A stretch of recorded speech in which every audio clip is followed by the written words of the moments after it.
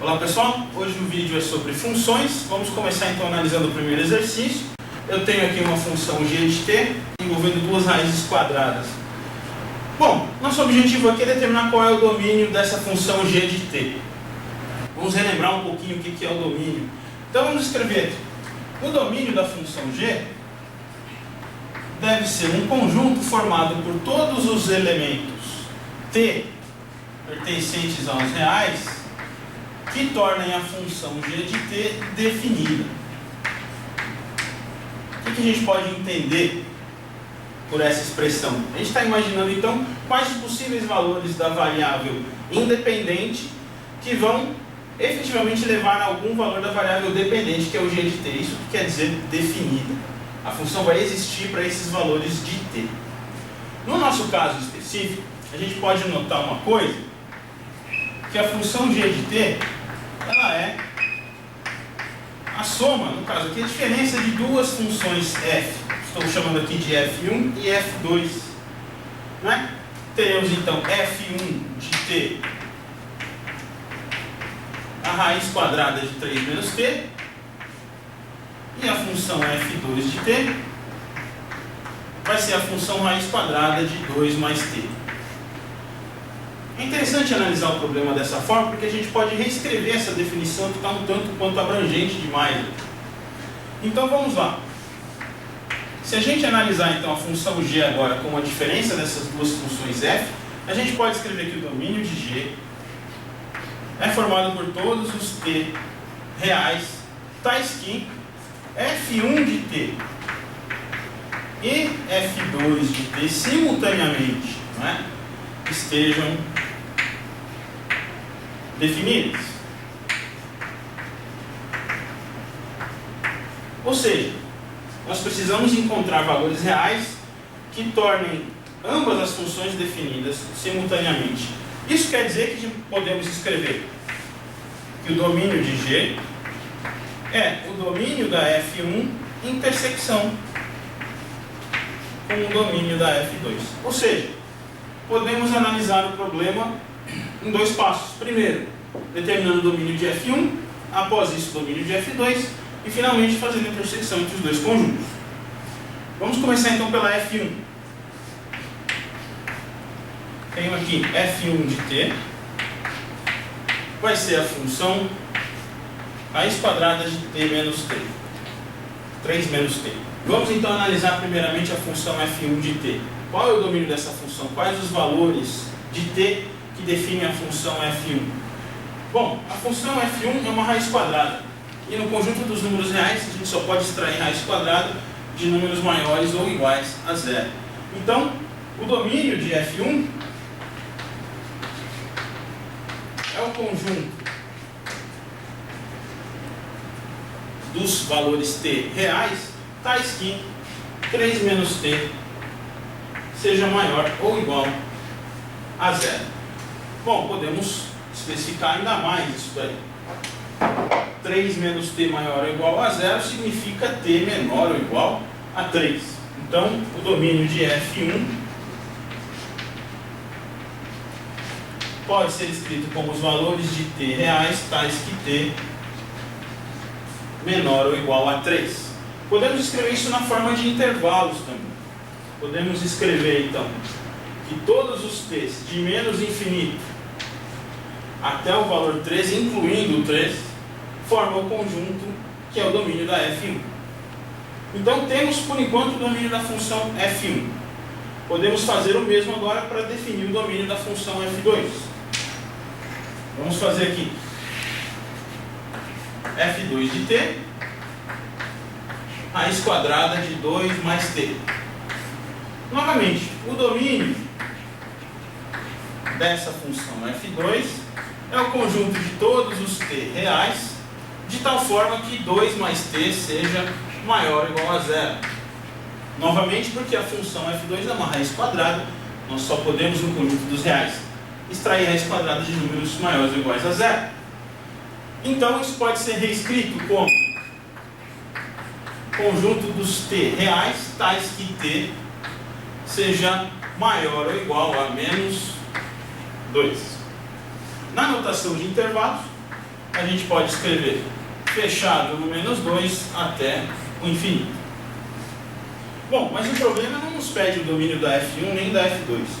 Isso foi um artifício para a gente chegar na resposta. A gente precisa determinar o domínio da G de t. Vamos então fazer a intersecção dos domínios, já que o domínio de G é a intersecção, neste caso, né, o domínio da F1 e o domínio da F2. Então, olha só. Vamos fazer um diagrama para poder deixar isso um pouco mais visual. Então, nós temos aqui, para a função F1, o domínio da F1 é composto por todos os números reais até o número 3, incluindo o número 3. Então teremos algo assim. Aqui o número 3, incluindo. Este é o domínio da função F1. Vamos fazer o mesmo diagrama para F2.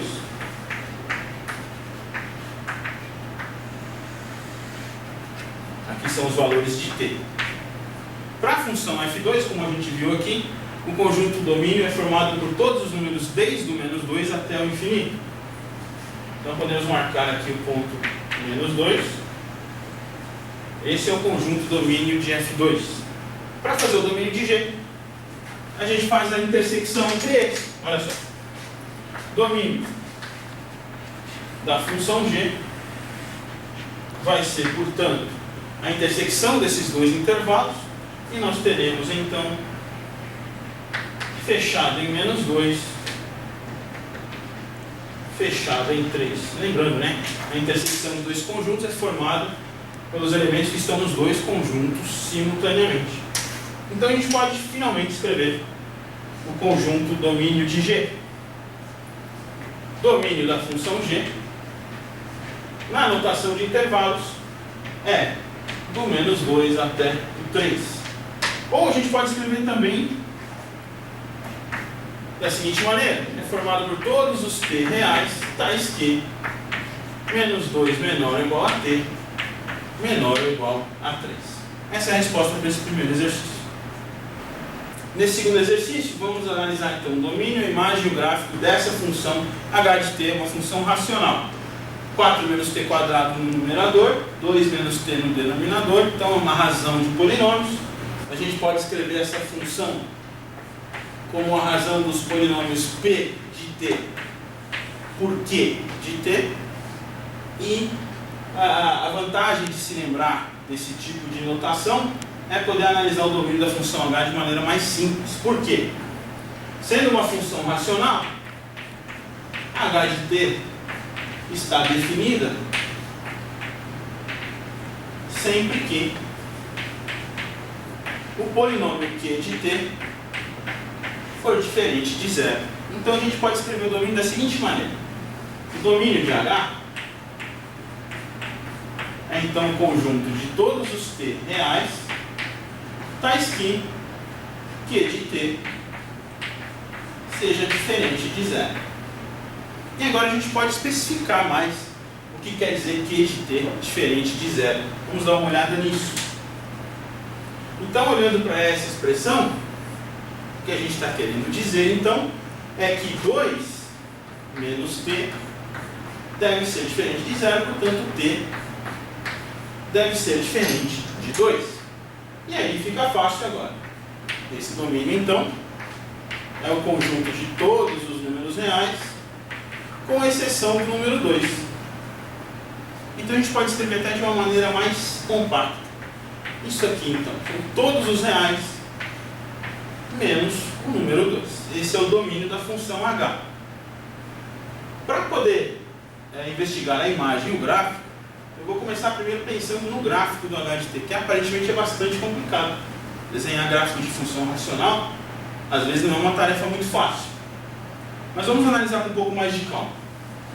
Vamos reescrever o h de t. Então, o numerador 4 menos t quadrado, 2 menos t no denominador.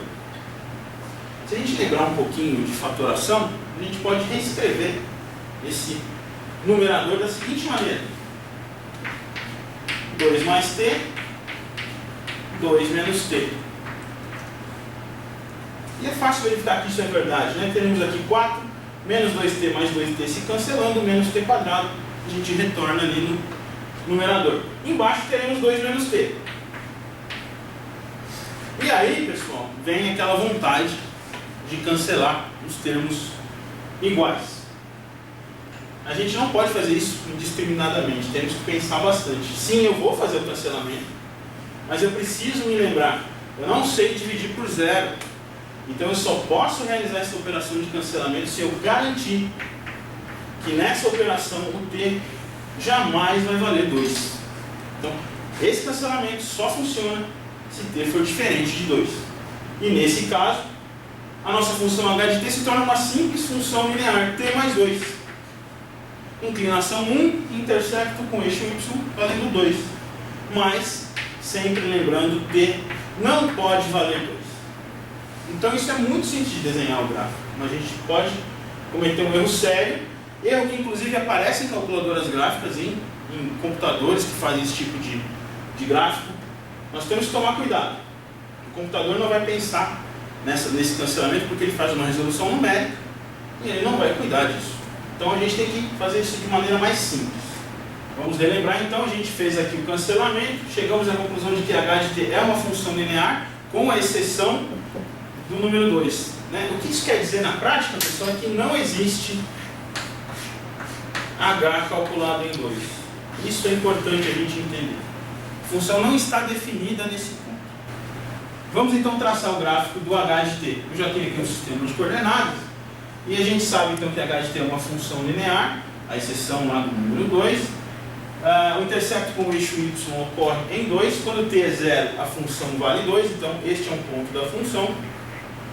Nós vemos aqui que a inclinação dessa função linear é unitária. Isso quer dizer que um acréscimo de uma unidade na variável independente acarreta num aumento, porque o coeficiente angular, a inclinação é positiva, um aumento de uma unidade na variável dependente. Isso quer dizer que se t vale 0, h de t vale 2.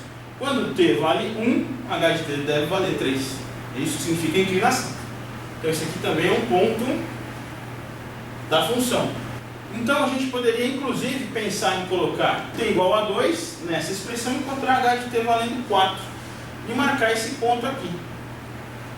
E aí é fácil, a função é linear, o gráfico é uma reta, teríamos essa função aqui como h de t.